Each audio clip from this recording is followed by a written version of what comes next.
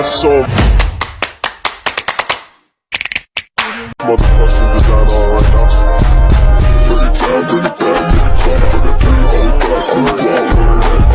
Ilmuwan fisika terkemuka Albert Einstein mengubah dunia dengan teori relativitasnya.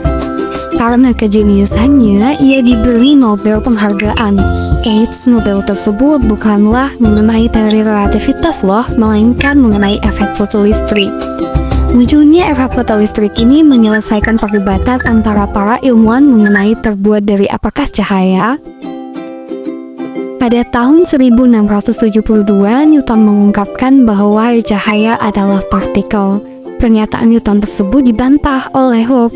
Dengan percobaannya menjelaskan dan membuktikan bahwa cahaya adalah gelombang. Nah, pernyataan Hooke ini juga didukung oleh adanya persamaan Maxwell. Hingga pada akhirnya, efek fotolistrik pun muncul. Efek fotolistrik terjadi ketika suatu cahaya mengenai permukaan logam yang menyebabkan elektron dari permukaan logam terlepas dan mengalir menuju detektor. Aliran elektron secara terus-menerus ini pada akhirnya akan membuat rangkaian yang tadinya terbuka menjadi rangkaian yang tertutup. Akibatnya, arus listrik pun juga dapat mengalir dalam rangkaian ini. Arus listrik nantinya akan dideteksi oleh ampermeter.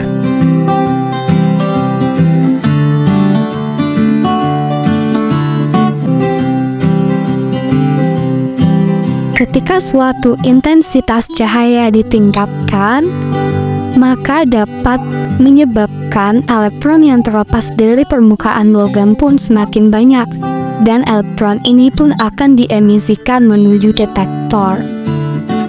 Hal menarik yang muncul di sini adalah ketika logam disinari oleh cahaya dengan panjang gelombang relatif panjang, tidak ada elektron yang terlepas meskipun intensitas diperbesar.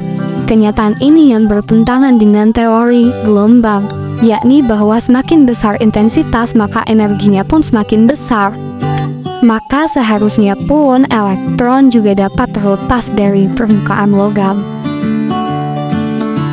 Permasalahan tersebut membuat para ilmuwan bertanya-tanya apakah cahaya masih bisa dianggap sebagai gelombang? Akhirnya Einstein pun mengungkapkan hipotesis barunya dengan menggabungkan dua hipotesis sebelumnya. Ia mengungkapkan bahwa cahaya berasal dari paket-paket gelombang yang disebut dengan foton. Akhirnya Einstein pun berhasil menuliskan persamaannya mengenai efek fotolistrik pada tahun 1905 yang mengkonsolidasikan gagasan bahwa cahaya dapat dipandang sebagai gelombang dan cahaya pun juga dapat dipandang sebagai partikel. Inilah yang membuka pandangan fisika era baru atau fisika kuantum. Selanjutnya, ilmuwan fisika Robert A. Millikan meragukan kesimpulan Einstein dan melakukan percobaan dengan mengukur efek fotolistrik. Setelah bertahun-tahun, Millikan pun dapat membuktikan dan mengakui bahwa Einstein memang benar. Einstein dan Millikan pun dianugerahi Nobel dalam fisika.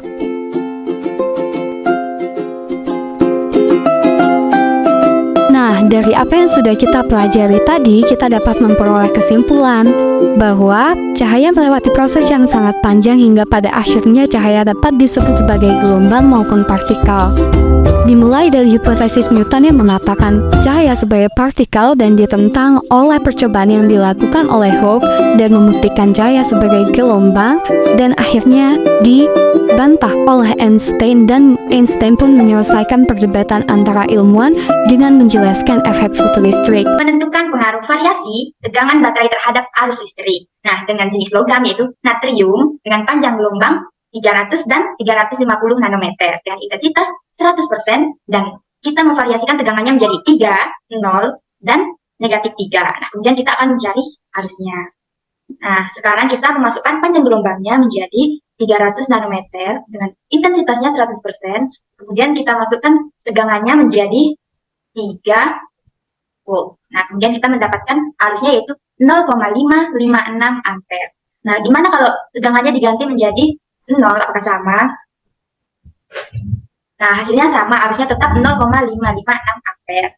Bagaimana kalau kita ganti lagi tegangannya menjadi negatif 3? Nah, kita mendapatkan arusnya yaitu 0,00, beda dengan hasilnya yang tadi. Nah, kemudian kita ganti jadi panjang gelombangnya kita ubah menjadi 350 nanometer. Intensitasnya tetap 100%. Nah, kita ganti tegangannya menjadi 3. Nah, kemudian kita mendapatkan hasilnya yaitu arusnya 0,298 ampere. Kemudian kita ganti tegangannya menjadi 0. Apakah sama? Nah, walaupun tegangannya 0, arusnya tetap sama ya, 0,298 ampere. Gimana kalau tegangannya diubah menjadi negatif 3? Ubah negatif 3. Nah, harusnya menjadi 0,00 ampere. Mempresentasikan menentukan pengaruh variasi tegangan baterai terhadap arus listrik dengan jenis logam sen dengan panjang gelombang 200 dan 250 nanometer. Yang pertama 200 nanometer dengan intensitas 100% divariasikan dalam tegangan di 3 dengan arus 0 ampere divariasikan dengan tegangan 0 menghasilkan arus 0,398. Yang ketiga divariasikan dengan tegangan 3 volt menghasilkan 0,398. Yang kedua dengan panjang gelombang 250 nanometer intensitas 100% divariasikan dengan 3 tegangan. Yang pertama tegangan di minus 3 menghasilkan arus 0 ampere. Kedua dengan tegangan 0 volt menghasilkan arus 0,060 ampere.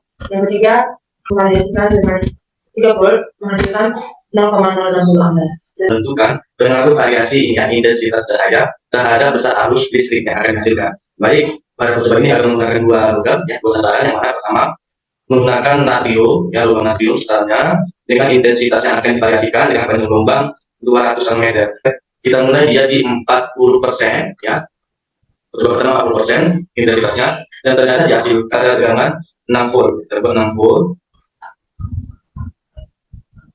40% diperoleh 0,667 ampere di 40%. Selanjutnya ketika dia 60% diperoleh 1,006 ampere. Selanjutnya ketika pertemuan ketiga yang 80%, yang kita atur dia 80%, diperoleh arusnya 1,348 ampere. Percobaan seng dengan panjang gelombangnya 300 nanometer. Di panjang gelombangnya 200 nanometer. Ketika intensitasnya 40, maka diperoleh arus sebesar 0,159 ampere dengan tegangan tetap di 3,6 volt. Selanjutnya ketika dia intensitasnya 60%, boleh besarnya 0,239 ampere. Selanjutnya ketika kita naikkan menjadi 80%, ya kan, 80%, dan ternyata diperoleh arusnya 0,318 ampere. Bunga potensial tinggi di sini tentunya ada panjang gelombang dan ada intensitas cahaya atau foton. Nah, di sini menggunakan bahan natrium, baru panjang gelombangnya itu sekitar 300 nanometer dan itu rentangnya UV. Di sini mengapa kita perlu menentukan potensial tinggi? Untuk efek fotolistrik ada rumus potensial tingginya, di mana E sama dengan elektron dikali potensial tinggi. Nah, potensial tinggi ini apa sih outputnya? Outputnya itu arus akan bernilai 0, di mana tidak ada elektron yang bisa melepas. Nah, untuk menghasilkan arus bernilai 0 itu kita harus tahu nih potensial tingginya berapa. Nah, di sini pada percobaan ini kita bisa lihat, bisa kita ubah melalui simulasi Python-nya. Ini kita ubah menjadi min 1,8. Ternyata bisa kita teman-teman lihat, kalau misalnya min 1,8, elektron tidak dapat melepaskan diri atau kembali lagi ke bentuknya. Maka dari itu arus yang dihasilkan 0 dan min 1,8 menjadi potensial tinggi pada percobaan efek fotolistrik ini. Ternyata pada saat panjang gelombangnya 250 nanometer masih menghasilkan arus yaitu sekitar 0,315. Coba kita ubah ke minus 2,87. Ternyata elektron tidak dapat melepaskan atau berbalik ke bentuk semula dan arus ini sekarang 0. Kita ubah dengan bahan yang lain yaitu seng. Dengan panjang gelombangnya sama yaitu 250 nanometer dengan intensitasnya sama masih 100%. Ternyata dengan tegangan minus 2,87 yang harus dihasilkan langsung 0. Berarti langsung menuju potensial tinggi. Kalau misalnya kita ubah lagi ke 300 nanometernya ke 300, ternyata semakin tidak ada elektron yang melepas. Jadi minus 0,5 misalnya. Nah, ternyata masih sama, yaitu tidak ada elektron yang bisa melepaskan untuk menghasilkan sebuah arus listrik. Oke, sekian dari video kami. Semoga apa yang kami bagikan bisa dimanfaatkan untuk teman-teman semua. Sampai jumpa. Dadah!